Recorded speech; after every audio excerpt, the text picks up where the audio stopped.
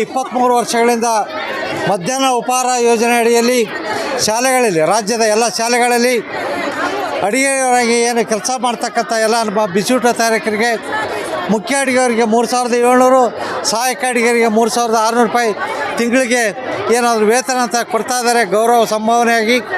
ಇದರಿಂದ ಅವರು ಜೀವನ ಮಾಡೋದಕ್ಕೆ ಸಾಧ್ಯ ಆಗೋದಿಲ್ಲ, ಅವರ ಕುಟುಂಬಗಳನ್ನು ನಡೆಸೋದಕ್ಕೆ ಸಾಧ್ಯ ಆಗೋದಿಲ್ಲ. ಯಾಕಂತೇಳಿ ಇಂದಿನ ಏನು ದಿನಸಿ ಪದಾರ್ಥಗಳು, ಆಹಾರ ಬೆಲೆಗಳ ಪದಾರ್ಥಗಳು ಗಗನಕ್ಕೇರಿರೋದ್ರಿಂದ ಇವತ್ತು ಜೀವನ ಮಾಡ್ತಕ್ಕಂಥದ್ದು ಭಾಳ ಕಷ್ಟ ಆಗಿದೆ.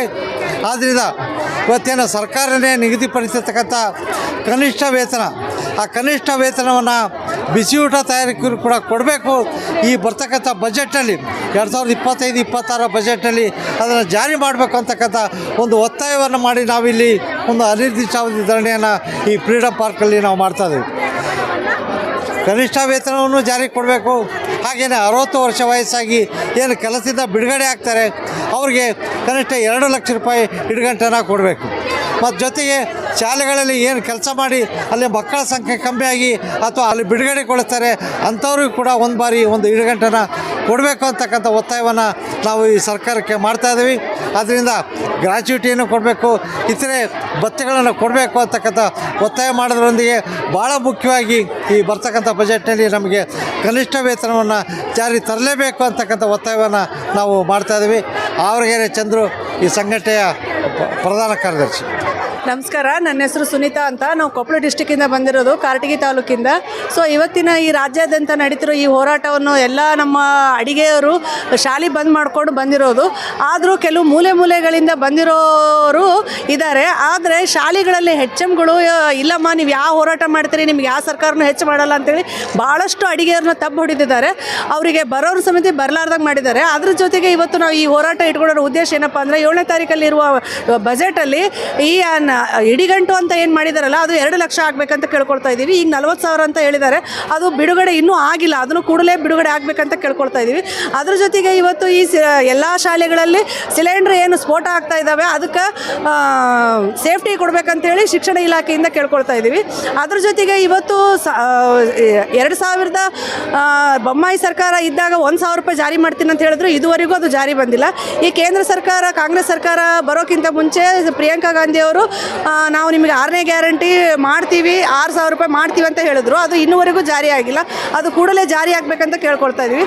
ಅದ್ರ ಜೊತೆಗೆ ಇವತ್ತು ನಮ್ಮ ಮಹಿಳೆಯರು ಭಾಳಷ್ಟು ಜನ ಮನನೊಂದು ಕೆಲಸವನ್ನು ಬಿಟ್ಟಿದ್ದಾರೆ. ಬರೀ 3,600 ರೂಪಾಯಿದಲ್ಲಿ ಹೆಂಗೆ ಬದುಕಬೇಕು ಈಗಿನ ದಿನಮಾನಗಳಲ್ಲಿ. 1 ಲೀಟ್ರ್ ಎಣ್ಣೆ ತೊಗೊಂಬರ್ಬೇಕಂದ್ರೆ 250 ರೂಪಾಯಿ ಇದೆ, 1 kg ತೊಗರಿಬೇಳೆ ತೊಗೋಬೇಕಂದ್ರೆ 150 ರೂಪಾಯಿ ಇದೆ. ಅಂಥ ಒಂದು ಬಡ ಸ್ಥಿತಿಯಲ್ಲಿರುವಾಗ ನಾವು ಮಕ್ಕಳನ್ನು ಓದಿಸೋದು ಹೆಂಗೆ? ಈ ಒಂದು ಯೋಜನೆಯಲ್ಲಿ ನಮಗೆ ಕೆಲಸಕ್ಕೆ ತೊಗೋಬೇಕಂದ್ರೆ ನಮ್ಮ ಒಂದು ವಯಸ್ಸನ್ನು ಕೇಳಿಲ್ಲ. ಆದರೆ ಈಗಿನ ದಿನಮಾನಗಳಲ್ಲಿ ವಯಸ್ಸನ್ನು ಮಿತಿ ಕೇಳ್ತಾ ಇದ್ದಾರೆ. 60 ವರ್ಷ ಆದ ತಕ್ಷಣ ಮನೆಗೆ ಹೋಗ್ರಿ ಅಂತಾರೆ. ಆದರೆ ಸ್ವಾಮಿ, ನಾವಿಲ್ಲಿ ಯಾರ್ದು ಆಸ್ತಿ ಕೇಳ್ತಾ ಇಲ್ಲ, ನಾವು ಕೇಳ್ತಿರೋದು ದುಡಿತಕ್ಕೆ ತಕ್ಕ ಫಲ. ನಮಗೆ 6,000 ರೂಪಾಯಿ ಕೂಡಲೇ ಜಾರಿ ಆಗಬೇಕಂತ ಕೇಳ್ತಾ ಇದ್ದೀವಿ. ಅದ್ರ ಜೊತೆಗೆ ಇವತ್ತು ಏನು ನಾವು ಎಲ್ಲ ಮೂಲೆಗಳಿಂದ ಬಂದಿರೋ ತಾಯಂದರಿಗೆ ಕೇಳ್ಕೊಳ್ಳೋದಿಷ್ಟೇ, ಏನಪ್ಪ ಅಂದರೆ ಈ ನಮ್ಮ ಗ್ಯಾರಂಟಿ ಯೋಜನೆಯನ್ನು ಆದಷ್ಟು ಬೇಗ ಜಾರಿ ಆಗಬೇಕು. ಅದ್ರ ಜೊತೆಗೆ ಎಲ್ಲ ಶಾಲೆಗಳಲ್ಲೂ ಸಿಲಿಂಡರ್ ಸ್ಫೋಟ ಆಗ್ತಿರೋದನ್ನು ಅದಕ್ಕೆ ಸೇಫ್ಟಿ ವಾಲ್ ಹಾಕಿಸ್ಬೇಕು ಅಂತ ಕೇಳ್ಕೊಳ್ತಾ ಇದ್ದೀನಿ. ಅದ್ರ ಜೊತೆಗೆ ನಮಗೆ 6,000 ರೂಪಾಯಿ ವೇತನ ಆಗಬೇಕು, ಇಡಿಗಂಟು ಜಾರಿ ಆಗಬೇಕು. ಆಮೇಲೆ ಮುಖ್ಯ ಅಡಿಗೆರಿಗೂ ಹೆಡ್ ಮಾಸ್ಟರ್ಗಳಿಗೂ ಜಂಟಿ ಖಾತೆ ಅಂತಿತ್ತು, ಅದನ್ನು ರದ್ದು ಮಾಡಿದ್ದಾರೆ. ಮುಖ್ಯ ಶಿಕ್ಷಕರಿಗೂ ಹಾಗೂ SDMCರಿಗೆ ಅಂತೇಳಿ ಹೇಳಿದ್ದಾರೆ.